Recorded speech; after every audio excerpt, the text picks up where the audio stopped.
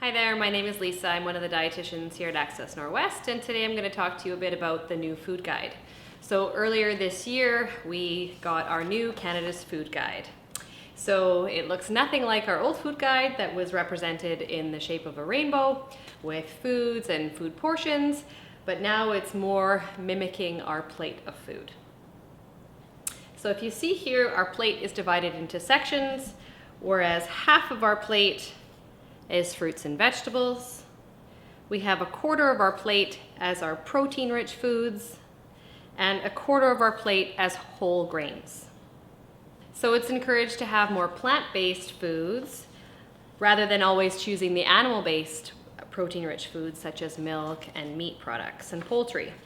They can still be part of the guide as well, but just in a more reduced capacity. So if you don't know what plant-based proteins are, they are sources like our legumes, so navy beans, chickpeas, black beans, and variety of lentils. As for our grain products, we want to include whole grain products. In the old food guide, we recommended half of our products to be whole grain. However, in this new version, it's recommended that all of our sources come from whole grain products, such as quinoa, barley, wild rice, brown rice, whole grain breads, and pastas. So there's a few key messages on the back side of Canada's Food Guide.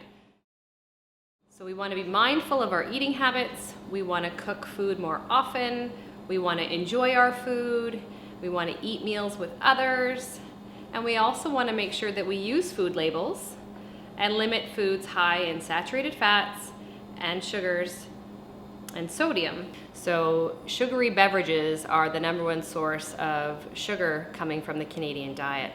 So it is encouraged that we reduce consumption of pop, sweetened milk, juice, etc., and consume more water, milk, and other plant beverages.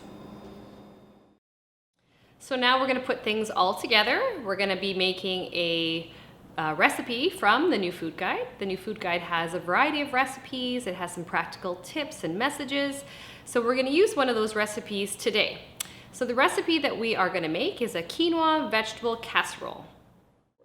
We have 2 teaspoons of extra virgin olive oil, 1 leek, that is the light green parts and the white parts only, 3 cloves of garlic that's been minced, 1 red pepper that's diced, 2 teaspoons of herb Italian seasonings, 1 cup of quinoa, 2 cups of broccoli flowerets, and 1 3/4 cups of lower sodium vegetable soup base. So we're going to add our 2 teaspoons of extra virgin olive oil to our pan. We're now going to add in our 3 cloves of chopped garlic, our leeks, and our red pepper.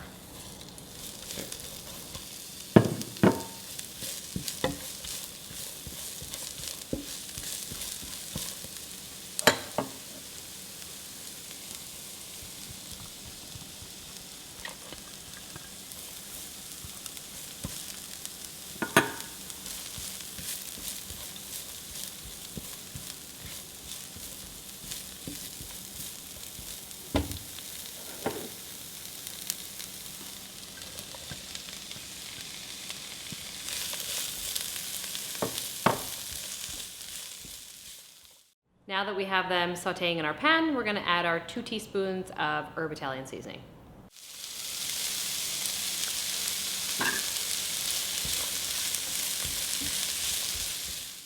So our vegetables have been sauteing for about 5 minutes and they're now soft.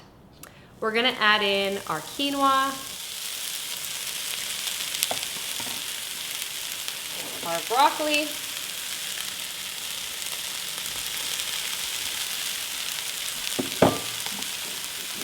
and our vegetable stock.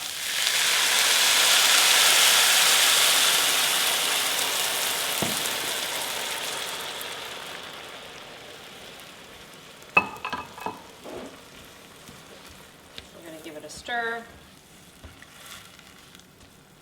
bring it to a boil.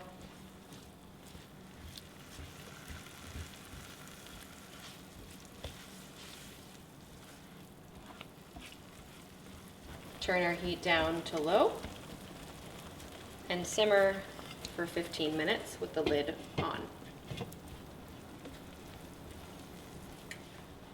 And now it's time to add in our corn. So we're using a cup of canned corn, and you could either use fresh corn or frozen or canned.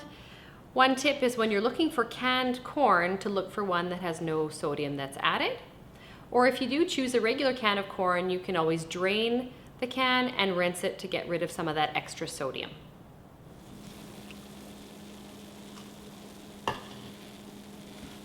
And cook for another 5 minutes.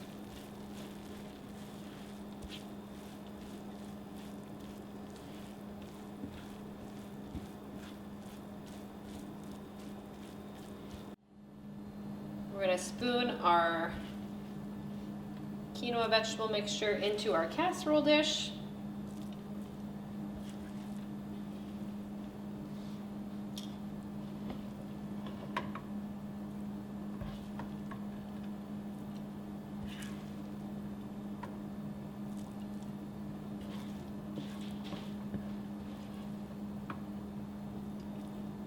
Now we're going to add in our grated cheese, and I've used a lower fat cheddar and mozzarella cheese. We're using 3/4 of a cup. We're going to sprinkle that all over the top.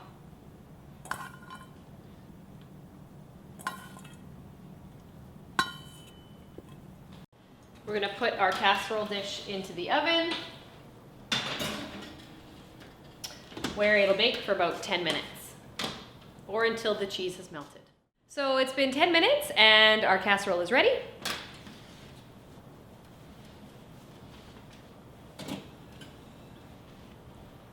And there we go.